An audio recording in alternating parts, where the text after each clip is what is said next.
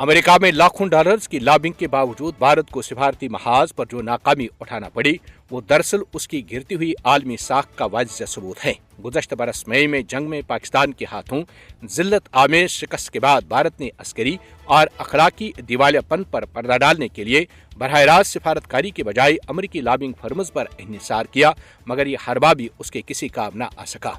Open secrets और भारतीय जरीदे the Indian express की रिपोर्ट्स ने यह हकीकत बेनकाब कर दी है कि नई दिल्ली ने 2025 में अपनी मसकशुदा शबीह को संवारने के लिए लाखों डॉलर अमरीकी लॉबियस्ट पर लुटा दिए, मगर नतीजा सिफर रहा। बीजीआर ग्रुप को $4.5 लाख, SHW को सालाना $18 लाख और मरकरी पब्लिक अफेयर्स को माही $75,000 देने के बावजूद भारत ट्रंप इंतजामिया में अपनी मर्जी का बयानिया बनाने में नाकाम रहा। खासतौर पर ऑपरेशन सिंदूर के अमलन भारत के लिए तंदूर बनने की हकीकत को छुपाने और पाकिस्तान के खिलाफ गुमराहकुन प्रोपेगेंडा फैलाने की उसकी कोशिशें भी बुरी तरह नाकाम हुईं। अमेरिकी पॉलिसी साजों ने भारत के मनगढ़ंत दावों के बजाय जमीनी हक़ाइक़ को तरजीह दी, जिससे भारतीय सिफारतकारी का खोखलापन मजीद अयां हो गया।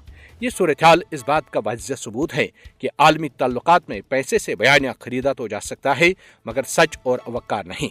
भारत की लॉबिंग मुहिम दरअसल उसकी सिफारती तन्हाई और अखलाकी कमजोरी की अलामत बन चुकी है। जब एक रियासत अपनी नाकामियों को छुपाने के लिए गैर मुल्की एजेंटों पर इन्हिसार करे तो ये उसके दाखिली और खारजी दिवालियापन का ऐलान होता है।